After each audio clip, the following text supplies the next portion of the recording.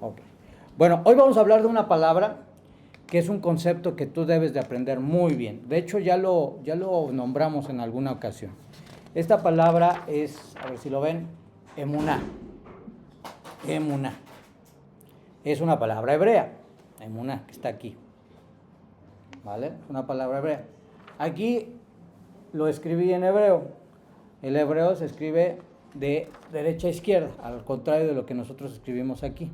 Entonces la primera letra es esta, Aleph, Mem, es la Bab, Nun y Hei. ¿Sí? Son las letras. Y ahorita voy a explicar por qué lo escribí. Emuná se traduce como fe.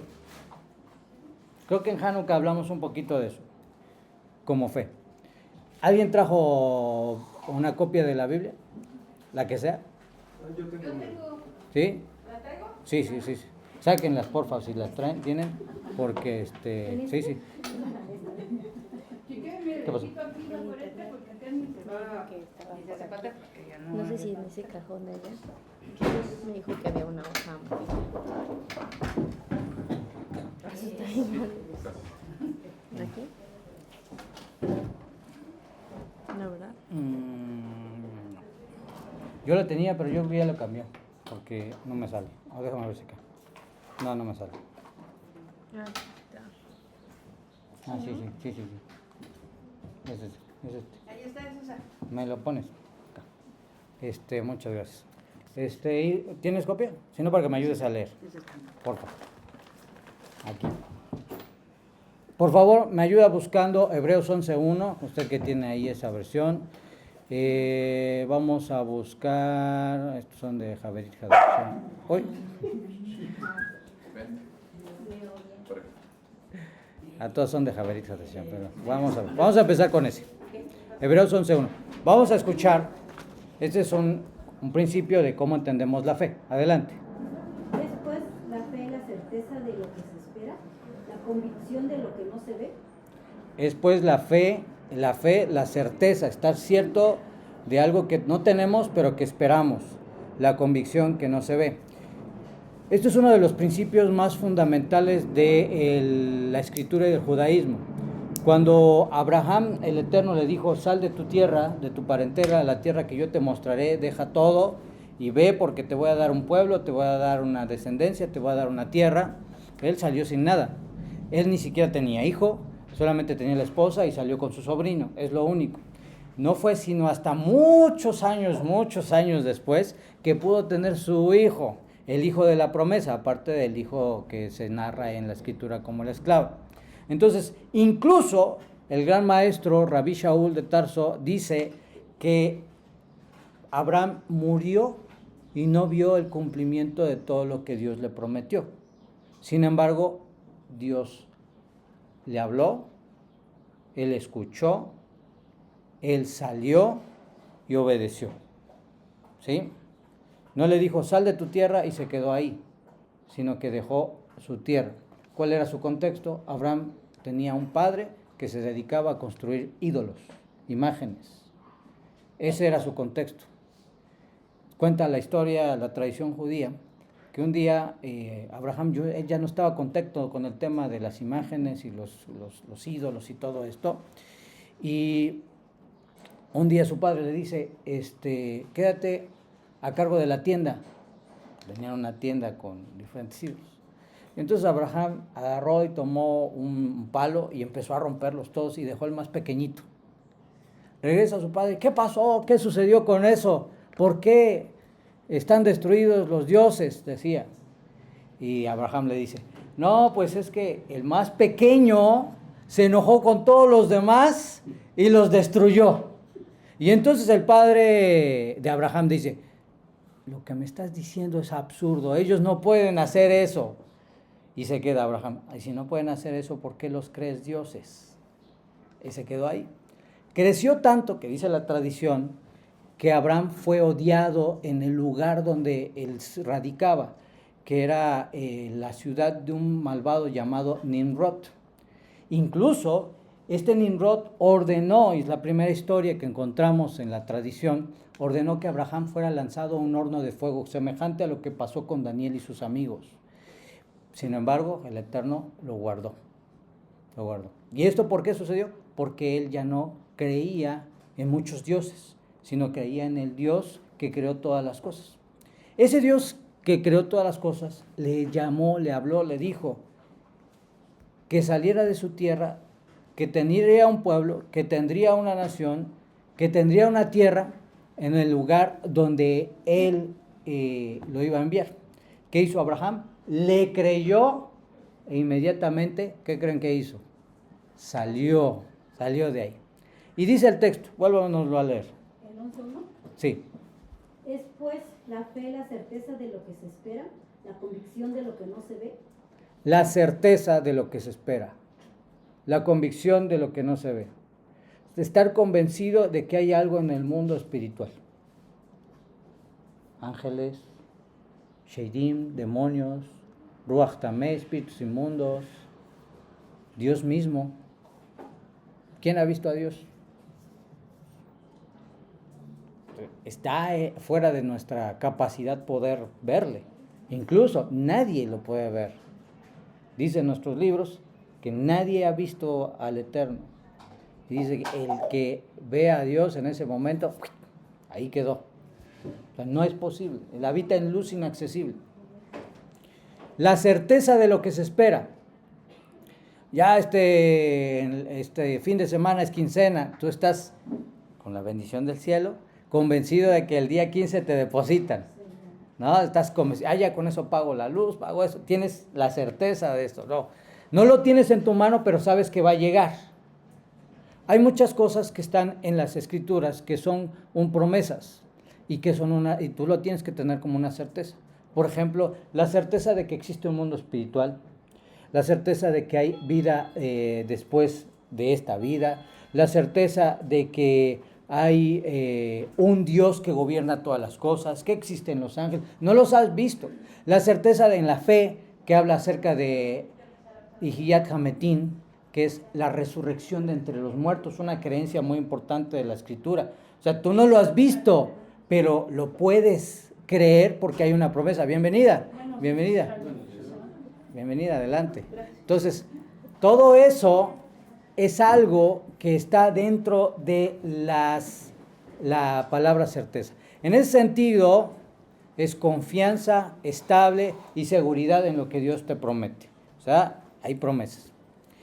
Fe en hebreo, como ya dijimos, es un acto de creer, inclusive de creer que vamos a tener algo que aún no tenemos y que existe alguien y cosas que no vemos. Eso también está dentro de la fe. Podemos leer Hebreos 11:8, por favor. Por la fe Abraham, siendo llamado, obedeció para salir al lugar que había de recibir como herencia y salió sin saber a dónde iba. Fíjate, por la fe Abraham obedeció y dice, y salió sin saber a dónde iba. Imagínate que te aparece un ángel o que sea y te dice, a ver Irán, dice el creador que te vayas a China. No tienes el idioma, no, pero ni modo, el ángel, ¿no? Bueno, fue un caso muy especial, eso ya no pasa, pero digamos que fue algo semejante, ¿no? Entonces, aquí hay algo muy interesante. Decíamos en Hanukkah que la mayoría de las personas creen que fe es simplemente creer, ¿verdad? ¿Se acuerdan? Creer. Yo creo en Dios. Yo sí creo, lo tengo aquí en mi corazón, yo creo. Pero aquí Abraham nos pone una enseñanza muy interesante. La fe no solamente es creer, sino ¿qué? Obedecer, hacer. Hay muchas personas, sin el afán de juzgar a ninguna, porque no es nuestro lugar, pero hay muchas personas que dicen tener fe, creer en Dios, pero no hacen lo que Dios dice. ¿Será realmente una fe correcta? No, porque no hay obediencia. No sé si les ha tocado escuchar, por ejemplo, de la cultura del narco. Tremendo, ¿no? Se encomiendan y todo eso, y a las imágenes y todo, pero por aquí se encomienda, pero van porque van a hacer algo malo. Entonces, no hay una congruencia en eso. La fe requiere obediencia y movimiento. De hecho, hay una frase que si te lo aprendes excelente, es una frase del pueblo de Israel, de los sabios, que dice, la fe se pone en los pies. Y hay otra muy bonita que dice, ¿se acuerdan cuando Israel venía perseguido por los egipcios y llegan al mar? Y ahí en el mar le dicen a Moisés, Moisés, nos sacaste de Egipto para morir aquí, porque mira, está el mar y atrás tenemos las espadas, ¿qué va a pasar? Y entonces Abraham le dijo, Moisés les dijo, caminen, caminen. Y se metieron al mar, se mojaron hasta aquí. Y cuando se mojaron hasta aquí ya estaban en el mar, porque ya venían los egipcios. Entonces Hashem envió un viento, abrió el mar, puso como paredes y pudieron caminar. ¿Qué es interesante de esto? Que la fe requiere que nosotros nos movamos para poder recibir esas cosas del Eterno. Para que tú pudieses aprender esta clase, te tuviste que mover de tu lugar, de tu casa, y eso requirió a veces, pues, vencer la pereza, a lo mejor vencer algún pensamiento negativo, no sé, alguna cosa, pero eso fue un acto de fe. No sé a qué voy, no sé qué voy a aprender, pero creo que va a ser bueno. Ese fue un acto de emuná. Pudiste haber dicho, no, yo sí creo en Dios, pero aquí en mi casa, y te quedaste sin esta clase, por ejemplo. Ahí nos hubiéramos quedado sin la acción de la fe. ¿Sí? Entonces, la fe es que no se quedó esperando, confirmando que le llegara la doble confirmación del correo electrónico a Abraham, no, sino que salió de su tierra. Por eso es que la fe es movernos, una acción. Vamos a buscar ahí, por favor, Mateo 8:10, por favor.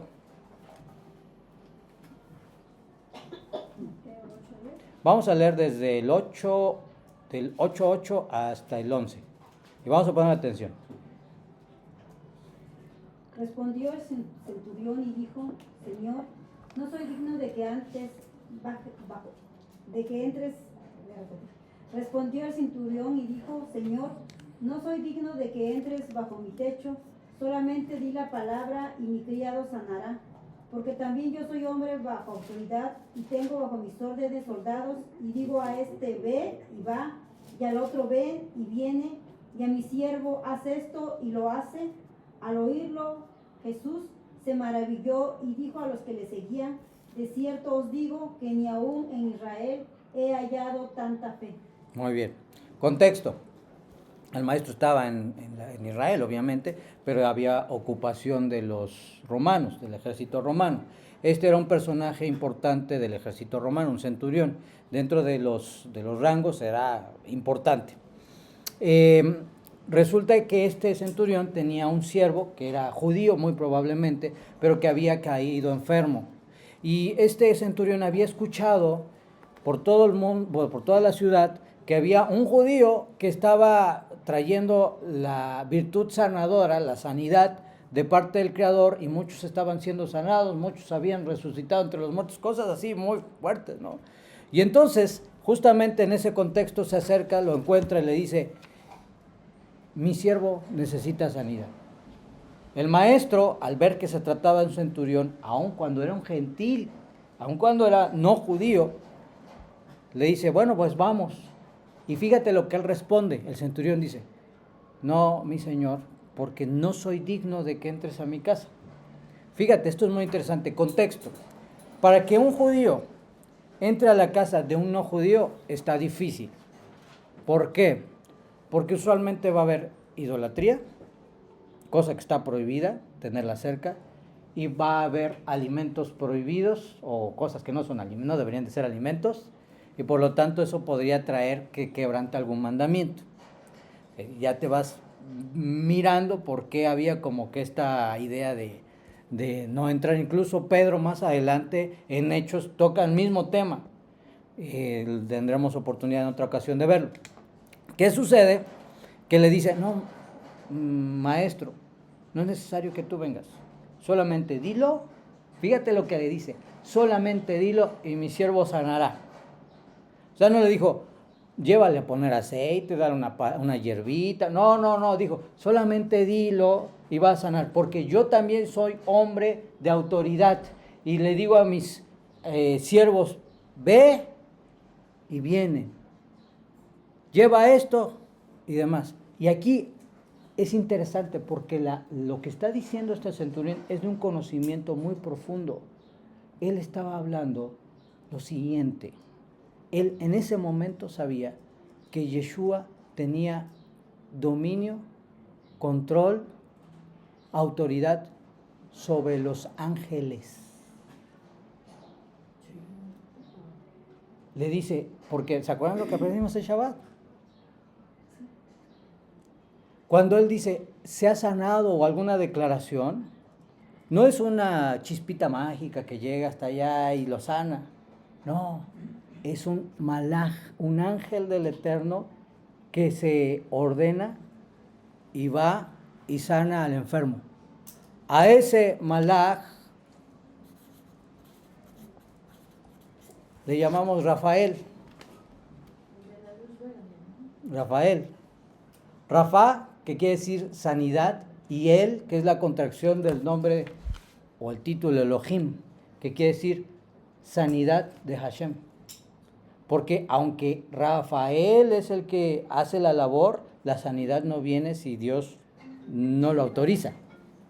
Todas sanidades. Así tengas el mejor doctor, así tengas la mejor medicamento. Si Hashem no autoriza, ¿qué crees? No será. Y aun que le hagan estudios y todo lo que tú quieras y no le encuentra por ningún lado, si el Eterno no autoriza, ¿qué crees? No se sanan. Y ahí te va, aunque una persona tenga el peor de los diagnósticos, si el Creador autoriza, ¿qué pasa? Se sana. ¿Por qué? Porque no tiene, obviamente hay muchas cosas en lo material, en lo físico, pero el que autoriza la sanidad es el Creador. Y entonces, ¿qué hizo este hombre? ¿Cuál fue su acto de fe? Su acto de fe fue reconocer que el maestro tenía autoridad sobre los malajim, es decir, yo mismo soy un hombre que manejo la autoridad, le digo a mis siervos, ve y vienen. Así que solamente basta que tú digas la orden y será hecho. Fíjate, ese nivel de emuná, es un nivel de emuná tremendo. Durante estas clases tú vas a ir aprendiendo muchos principios al respecto de la sanidad, al respecto de la restauración del alma. Algunos los hicimos en Kabbalah Shabbat el viernes. No me dio tiempo compartir el significado completo, pero algunos los hicimos. Pero vas a poder tener mucho más conciencia de cada una de las cosas que vamos haciendo y por qué. No es magia, no es brujería, no. Son las leyes de Dios, cómo opera el tema espiritual. ¿De acuerdo? ¿Están conmigo hasta aquí? ¿Sí? ¿Sí? ¿Todo claro? Bueno. Y dice, fíjate, no he hallado tanta fe ni siquiera en Israel.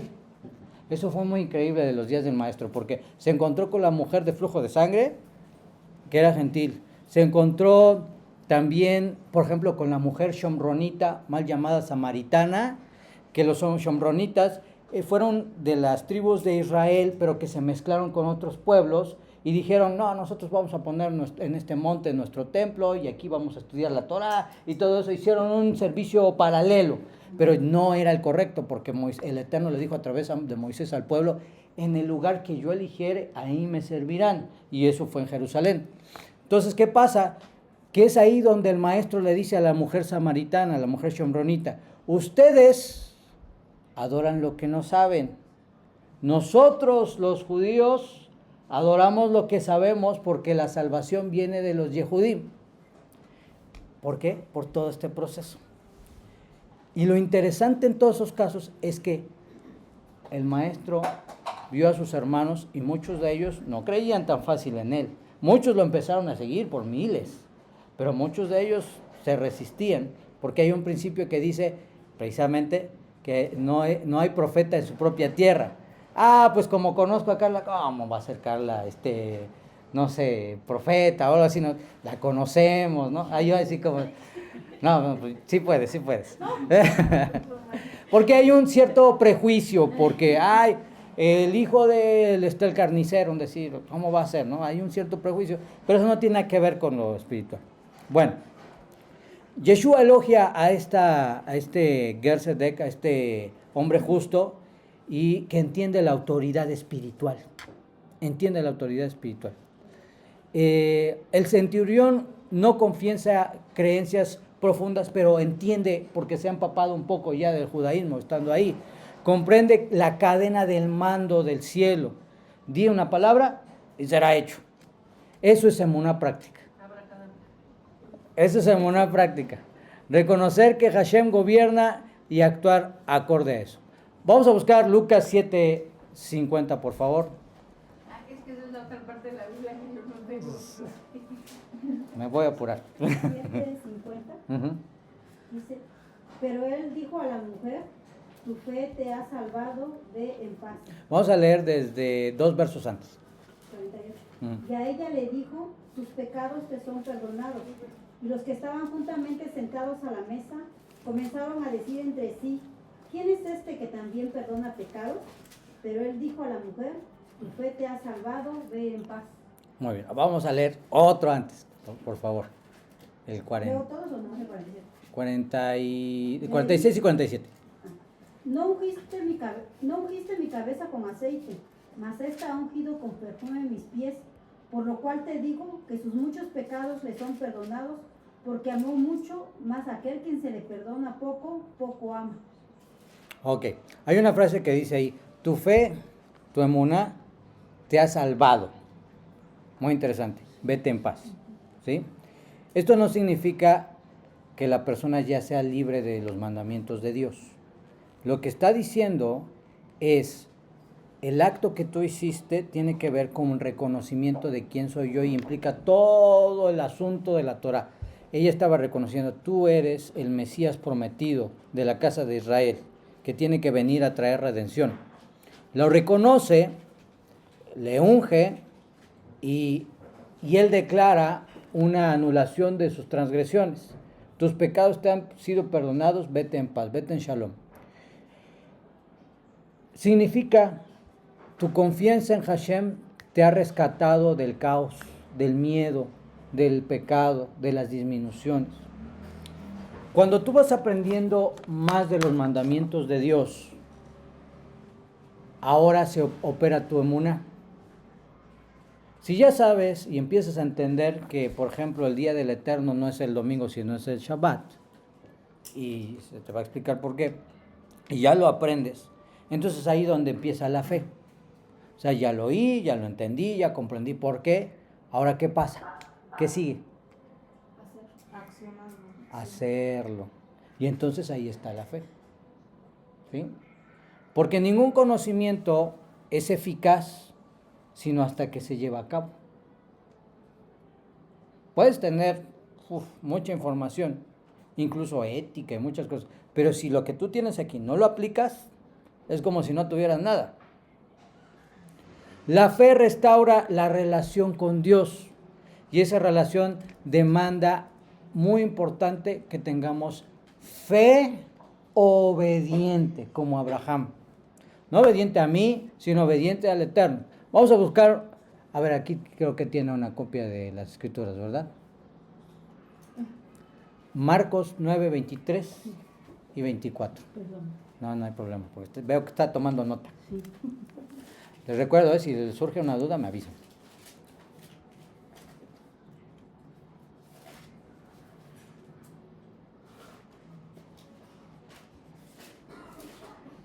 Marcos 9.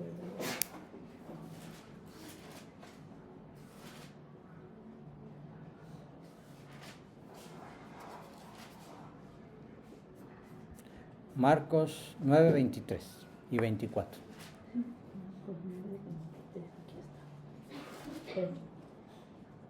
Marcos 9, 23. Dice. Me espero que la Sí, no, ahí es sentada. Me dijo 22. ¿verdad? 23 y 24. Ajá. Dice, Yeshua le dijo, si puedes creer, el que tiene emuná, todo le es posible. E inmediatamente el Abí de Yedlet clamó y dijo, Anima a mí, creo Yahweh ayuda a mi Hezron emunati, incredulidad. Ok. Todo es posible para el que cree. Ayuda a mi incredulidad. Le dice, Hashem, ayúdame a mi incredulidad. En muchos momentos el tema de la fe es complejo, porque tienes que luchar contra lo que crees, cómo fuiste educado, lo que estás viendo, lo que físicamente te impide. Ya todos los médicos dijeron que no va a pasar. O sea, eso es algo que se dice, ¿no? Fuerte. Y ahí viene la parte de la, ¿será que voy a tener una bondad del Eterno o no? Y ahí, en ese sentido, dice ese texto, todo es posible para el que cree. Y entonces la persona dice, por favor, ayuda a mi incredulidad. ¿Por qué? Porque tener fe no significa que no tengas dudas. Todos tenemos dudas en algún momento. Hijo, sí la brincaré, sí llegaré a la quincena, podré pagar eso, se podrá sanar mi hermano, un montón de cosas. Ese no es el problema. Este padre judío es nuestro espejo. La emuná no es perfecta en un instante. A veces dudamos, ¿cierto o no? Pero él clama y dice, Padre, que yo pueda cumplir esto, ayuda a mi incredulidad. Por lo tanto, la fe no es ausencia de dudas, es fidelidad para pasar ellas. O sea, haces las cosas aunque estés dudando. O sea, quién sabe si, bueno, con la bendición del cielo que esto se haga, yo hago lo que a mí me toca. Y entonces, ¿qué pasa? Cuando tú haces lo que a ti te toca, el Creador hace lo que nosotros no podemos hacer. Y eso es parte del concepto de los berite, los pactos. Nosotros hacemos algo que a nosotros nos toca, ¿y qué crees que pasa? Él hace algo que nosotros no podemos hacer. Vamos a ponerlo en una forma muy simple. El médico te dice, ya no tomes de esto. Es sin azúcar, ¿eh? Digo, y aprovechando, ¿alguien gusta café? Yo. 3, 4, 5, 6. El médico te dice, no tomes de esto, ¿no? Y lo decíamos, ¿no? El otro día. Pero hay mucha gente que el médico les dice, no hagas esto, ¿y qué creen que van a hacer? No, es que me gusta, ¿cómo que? ¿No? Y más aquí en México, que qué bárbaros. Bueno, la fe no es que no tengas dudas, no que no tengas pruebas, sino la fe es que digas, bueno, pues lo voy a dejar y lo decido. Me va a costar, me va a tentar, pero me muevo. Y esa es una decisión. Sí, grande. Esa es la fe. Sí, Esa es la fe. Porque le digo, yo ahorita estoy pasando eso que usted dice, porque sí, estos dos versículos los tengo aquí en la mente, porque me mordió mi perro, me fractura el dedo y no hay movimiento, pero yo tomé la decisión de no cirugía. Entonces, eso que dijo usted pasa y me pasa. Pues, y ahora estoy haciendo lo que me corresponde, orando y clamando, Teshuvá, todo eso, y ya voy mejorando. con la ayuda del Eterno Así va a es. sanar completamente. Lo más grande. Baruch Hashem. Es un ejemplo. Muy bien. Vamos a buscar allá, Irene, por favor, Romanos 3:31. ¿Están conmigo? ¿Todavía no se aburren? ¿No? ¿Vamos bien? Romanos 3:31. Luego, por la fe, invalidamos la ley en ninguna manera, sino que confirmamos la ley. Muy bien. ¿Anulamos la ley de Dios por la fe? ¿Qué es la ley de Dios? La ley de Dios, en forma llana, se le conoce como Torah. Torah se puede traducir como instrucción, más que como ley. Es instrucción, no ley. Algunos lo traducen como ley, pero es instrucción. Es instrucción de vida. Qué comer, cómo tratar al prójimo, cómo relacionarse con el Creador. Entonces, hay 613 mandamientos en la ley de Dios. No 10, 613. Porque todo el mundo, es que Moisés bajó con 2 tablas con 10. Ya me salen, son 613, ¿cómo? ¿Qué pasó? Bueno, sí, la noticia y el cuento es así. El número 10, en la gematría o en la numerología hebrea, representa totalidad. 10 representa todo. Si hay 10 tribus, representa todo Israel. Si hay 10 varones judíos, representa todo Israel. Si hay Por ejemplo, se separaba el diezmo. Diezmo representaba que la gente apartaba la totalidad en reconocimiento al Creador. Eso es el diezmo. Entonces, cuando el Eterno le da las 10 palabras, o las 10 mandamientos, la forma correcta son 10 palabras porque no son frases sino palabras. Baja con las tablas y tiene ahí: amarás al Eterno, ustedes se acuerdan, ¿no? Honrarás a tu padre y a tu madre, etcétera, no robarás, todo ese asunto. Pero después tú sigues leyendo en Éxodo, en Shemot, y le comienza a dar muchos otros mandamientos. Quiere decir que estos 10 son la representación de todos. No son solamente 10, sino son 613. Ahora no te asustes. De esos 613, no todos aplican para ti. Hay mandamientos que son para los levitas, los que servían en el templo. Si tú no eres levita, ¿qué crees? No te toca. Hay mandamientos que son para los varones. Si tú no eres hombre, ¿qué crees? No te toca. Hay mandamientos que son para las mujeres. Si yo no soy mujer, entonces no me toca. Hay mandamientos que son para el judío. Si tú no eres judío, no te toca. Pero hay mandamientos que son para todos. Y de esos mandamientos hoy, fuera de Israel, se cumplen alrededor de 70. ¿Sí? Los vamos a ir aprendiendo. Y cada mandamiento tiene una verajá. ¿Qué es una verajá? Es una bendición detrás. ¿Se acuerdan cuando el maestro dijo: no hagas riquezas en la tierra, hágalos en los cielos? ¿Cómo se hacen las riquezas en los cielos? Hay mucho. ¿Con azúcar o sin azúcar? Sin azúcar. Gracias. ¿Cómo hacemos riquezas en los cielos? ¿Cómo te imaginas? A través de los actos, muy bien. ¿Pero cuáles actos? Los actos buenos. ¿Y qué define los actos buenos? La obediencia. ¿Y qué obedecemos? ¿Y qué hay en su palabra? Los mandamientos, ¿no? Vamos a poner un ejemplo. Tú vas por la calle y te encuentras en el crucero, van conduciendo y hay un semáforo y se pone en rojo, y detrás de ti viene uno de tránsito. No te das cuenta. Tú llevas prisa. Ves a todos lados y dices: no vienen carros. Pero tienes la posibilidad de pasarte el alto o no. Si te lo pasas y viene atrás, el de tránsito, ¿qué te va a pasar? Te va a multar, en el mejor de los casos. Pero si, aunque tienes prisa, te detienes y después resulta y te das cuenta: en mi mente estaba pasarme el alto, y ves por el espejo cuando ya se pone verde y te das cuenta que estaba el de tránsito. Y dices: ay, qué bueno que no me lo pasé, porque ahí hubiese sido un desastre. La verajá es limitarnos por medio de la voluntad de Dios. ¿Qué es la voluntad de Dios? Los mandamientos. Si Dios te dice no robar, ¿qué es? No robar, no tomes lo que no es tuyo. Y es un ejemplo muy simple. Y eso te limita. No tomo lo que no es mío. Pero si Dios te dice: ayuda al necesitado, con caridad, a la viuda, al huérfano, al extranjero, eso es un mandamiento. De los mandamientos tenemos dos tipos de mandamientos. Mandamientos asé y lot asé. Asé y lot asé. En hebreo, que significa harás y no harás. Mandamientos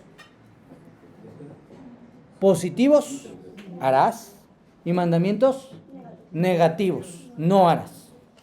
Deme un ejemplo que les venga a la mente de un mandamiento negativo. No robar. Otro. No matar. Otro. Amarás a Dios sobre todo. No, negativo. Negativo. No a la idolatría, no codiciar. Ese es no, prohibición. Es como no pases, no vayas, no hagas. Ahora sí, mandamientos positivos, como el que nos dijo Carla: harás, amarás a el Eterno. Otro ejemplo de mandamiento positivo: honra a tu padre y a tu madre. Lo tienes que hacer. Otro ejemplo: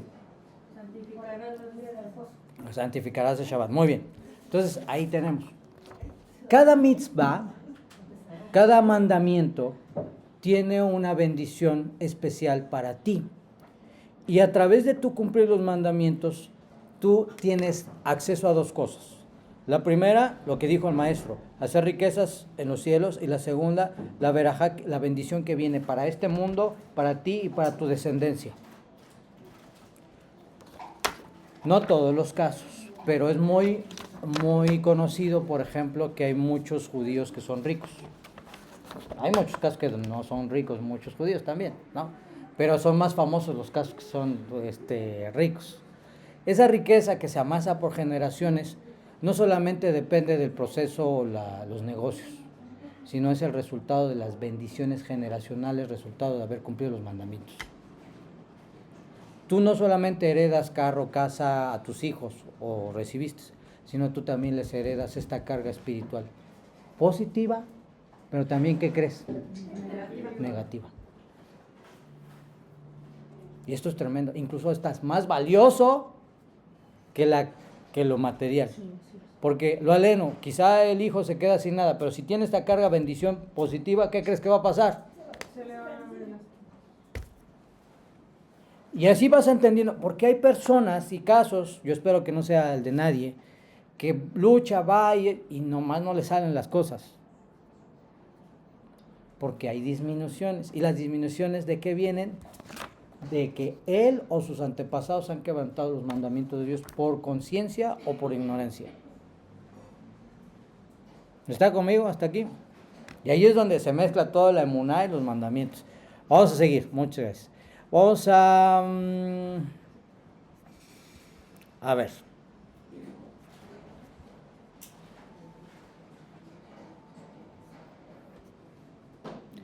Vamos a buscar Yohanan, Juan 2, 3 al 6, por favor.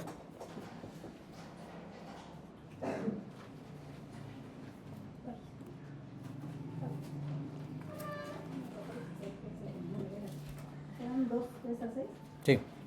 Dice, y faltando el vino, la madre de Yeshua le dijo, no tienen vino. Yeshua le dijo, ¿qué tienes conmigo, mujer? Aún no ha venido mi hora. Su madre dijo a los que servían, haced todo lo que os dijere.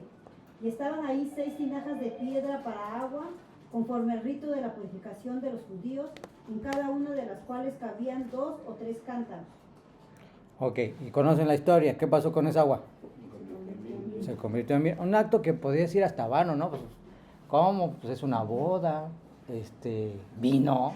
Pues me dijeran, lo convirtió en un cordero para que todos coman, pues como que es más valioso, ¿no? Pero tiene un alto valor. ¿Se acuerdan que en Shabbat tomamos vino? ¿Sí? Ahí les va el asunto al respecto de esto. El vino representa lo sagrado. El vino, no el jugo, el vino. Y el vino tiene alcohol. Culturalmente en Israel era más común tomar vino que jugo, y obviamente agua, ni se diga, era súper peligroso, ¿no?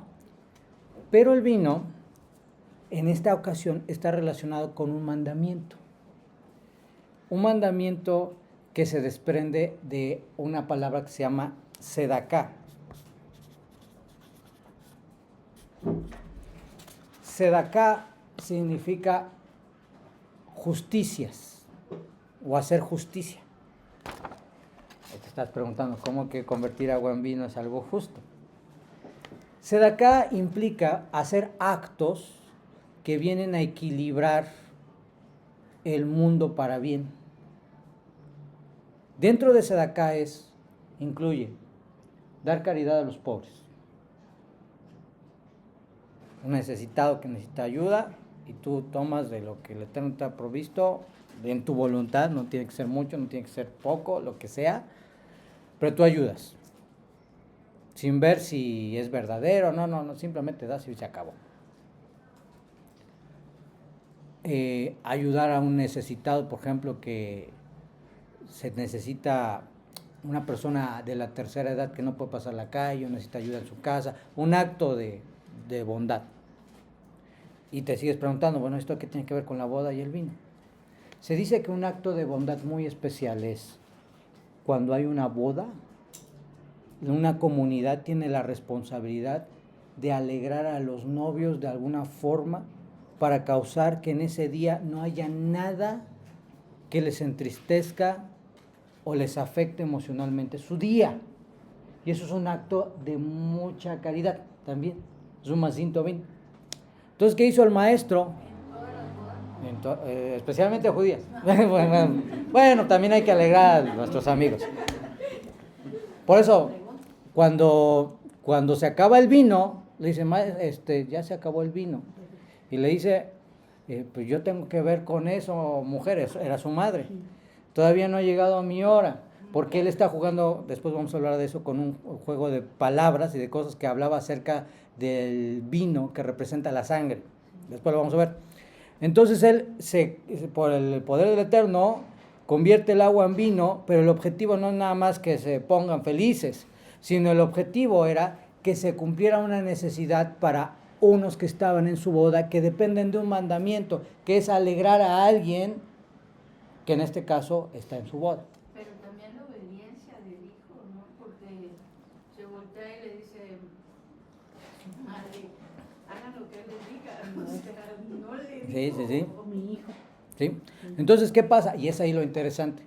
Para que tú puedas entender incluso las palabras, las enseñanzas del maestro, necesitas tener la cultura. Saber por qué dijo y para qué lo dijo. Cuando empiezas a leer la Biblia sin esa parte, puedes ir a donde quieras, pero no necesariamente a donde originalmente se quiso ir o se quiso decir. Bueno, muchas gracias. Entonces, ¿qué pasa con esto? Sabemos que la fe también representa que nosotros hagamos actos donde vamos a obedecer al Creador, porque emuná es obediencia. El maestro, si tú lees todo el Nuevo Testamento, dice que él asistía a la sinagoga en Shabbat. Nunca vas a oír que asistía a la iglesia el domingo, porque para empezar ni existía. Segundo, él no comía nada prohibido, ni él ni sus discípulos. No lo ves comiendo camarones, ni cerdo, ni lo ves comiendo jaiba, ni sopa de mariscos, no, nada de eso. Tú lo ves cumpliendo los mandamientos y diciéndote a ti, si me amas y crees en mí, guarda mis mandamientos. Entonces, ¿qué pasó ahí?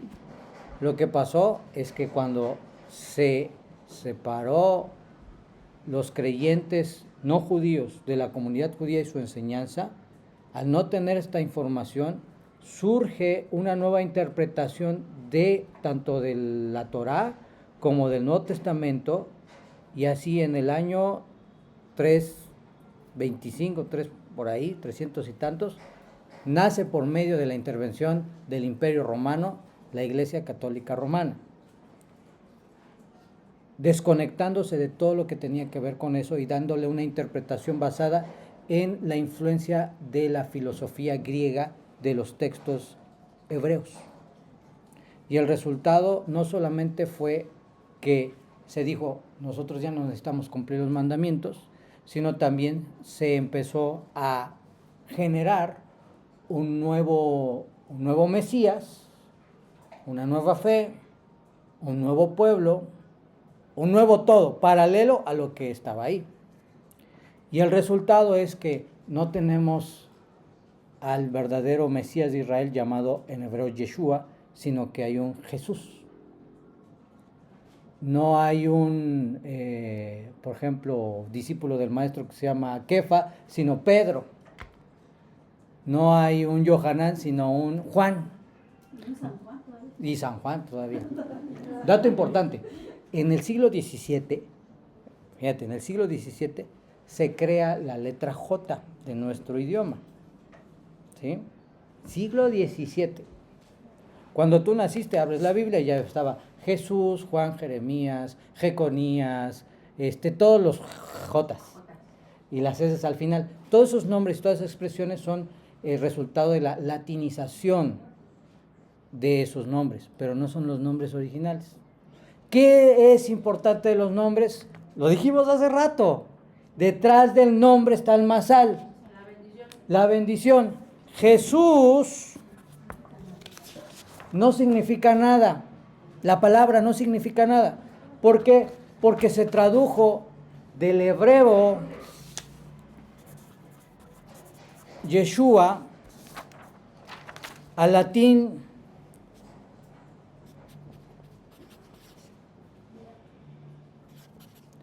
al griego y luego al latín. Y luego a nosotros nos llegó como Jesús.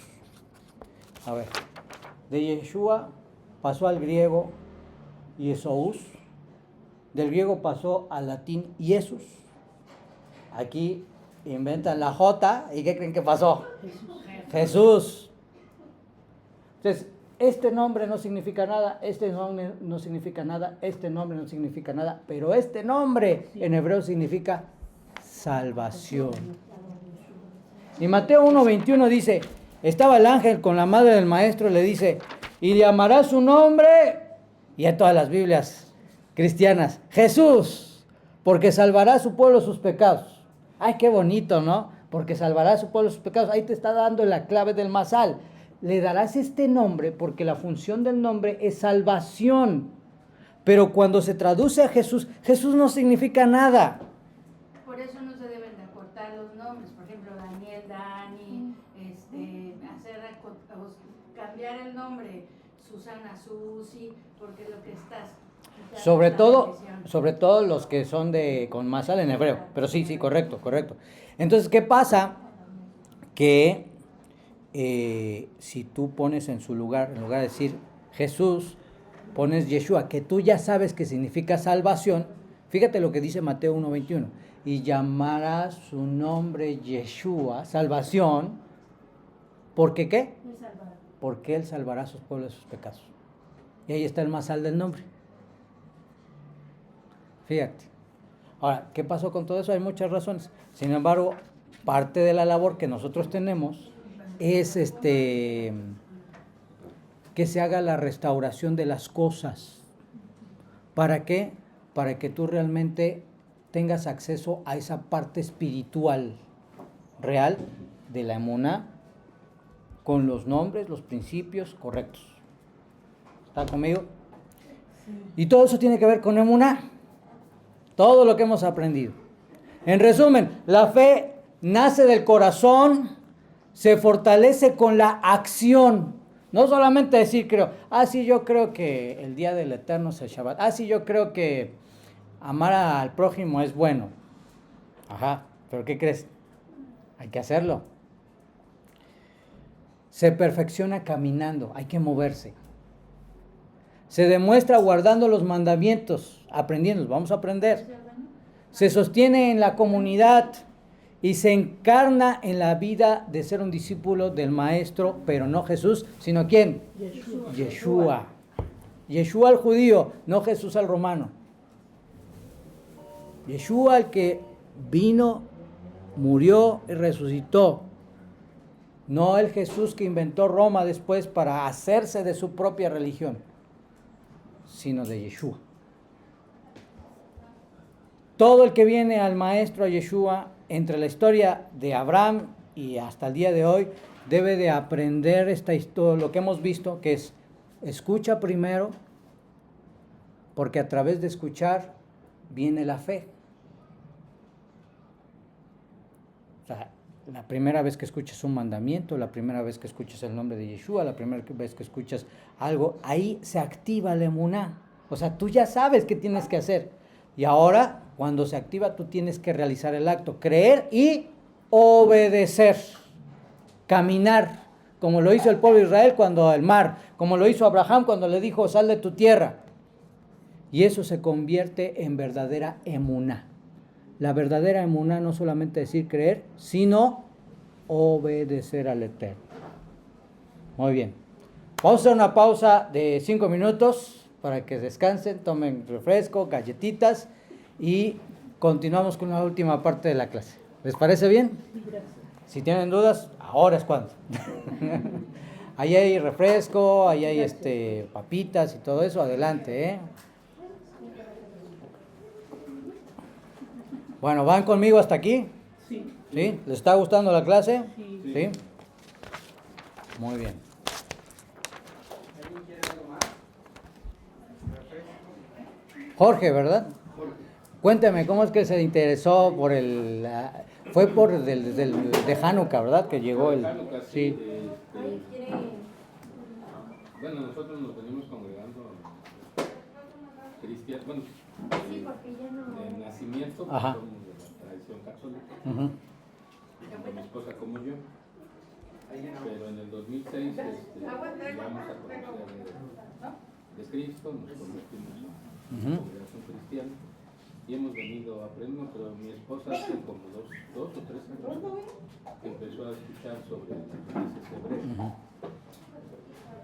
Ella me compartía, pero yo no entré mucho Ujú. hasta el año pasado.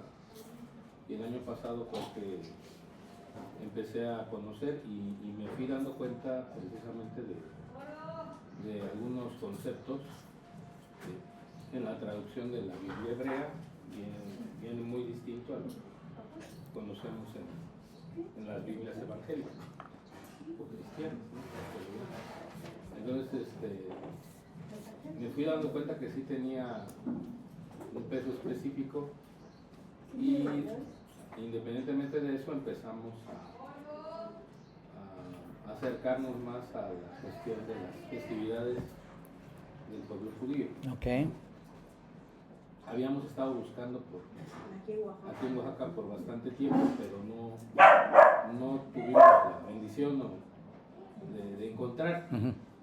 Y curiosamente ahora que venía lo del Hanukkah, empecé a buscar, pero precisamente ya ve que me puse en contacto con usted. Sí, sí, sí. Y curiosamente el 18 de diciembre, que era el evento, falleció mi mamá. Mi mamá ya venía Gansuleto. delicada de salud desde febrero del año pasado y ese día en la noche falleció. Ya por eso, pues, días antes ya estábamos. Sí, claro, estaba complicado. Así es. Por eso fue que después le escribí y le expliqué un poco el motivo por el que no pudimos asistir. Ujú. Pero le dije, de hecho, a mi esposa, porque ella no sabía. Ujú. Yo le dije, pues, le digo ya que vaya a ser el momento para comentarle y me acompañaba, ¿no? Muy bien. Y ahora que dijo que venía lo del Shabbat pasado, Ujú. le comenté y le digo, vamos, me dice, le interesó, ella también está muy interesada, creo que ella tiene un poco más de conocimientos y base de las raíces hebreas, le digo por el tiempo también, y ya fue que me contacté con usted y por eso sí estamos pues como con esa hambre, ¿no? Porque sí lo vemos, que la cuestión espiritual nos está llevando hacia este camino. Ajá, y es muy profundo, ¿no? Y todas estas cosas que está comentando de los nombres y todo, yo lo he escuchado así muy superficialmente, pero sí hace falta profundizar más, ¿no? Muy bien, muy bien. Bueno, pues bienvenidos. Bienvenidos, un gusto conocer. ¿Es Jorge y? Nancy. Me disculpan si me tardo un poco en aprender los nombres, yo soy, como a la cuarta vuelta me los aprendo. Pero ya cuando me los aprendo ya no se me borran, ¿verdad? Bueno, pues bienvenidos, qué gusto tenerles y vamos a aprender mucho con la ayuda del cielo y aplicar muchas cosas. Bienvenidos. Nosotros somos, tengo el privilegio de servir en esta comunidad ya de bastantes años. Somos la comunidad Haderech, Netzarita, judaísmo Netzarita, y Haderech significa el camino, haciendo referencia a los discípulos del maestro, los del camino, Haderech. Nosotros radicamos actualmente en Puebla, por eso es que no estamos ahorita de planta aquí en Oaxaca, pero la idea y el plan es que tengamos una comunidad aquí, que se esté reuniendo constantemente en Shabbat, que ya lo necesitamos, ¿no? Entonces, pero pues con la ayuda del cielo para allá vamos. Pero primero vamos estableciendo las bases y estas son las importantes. Porque una vez que tenemos los principios, las bases, entonces ya de ahí nos vamos para construir todo lo demás, No podemos construir el techo si no ponemos los cimientos. Primero los cimientos. Claro. ¿Vale? Y bueno, pues bienvenidos. ¿Qué nos dice nuestro querido Gabino? ¿Le va gustando la clase? Sí, bastante. ¿Sí? Tiene muchas preguntas. ¿Sí? Pues levante la mano, no sé qué. Es que me pregunta a mí mucho, le digo, pero pues yo apenas estoy aprendiendo. Sí, pregunte. Ahorita es cuando. No regaño, no nada. Pero ustedes pregunten. Ustedes pregunten. La que me preguntaba por qué decía Yahshua, ¿de dónde salió? ¿El ya? Ah, ya, ajá, El todo. Yahshua. Quiere que yo le informe, que le explique. Ok, el Yahshua. Ajá.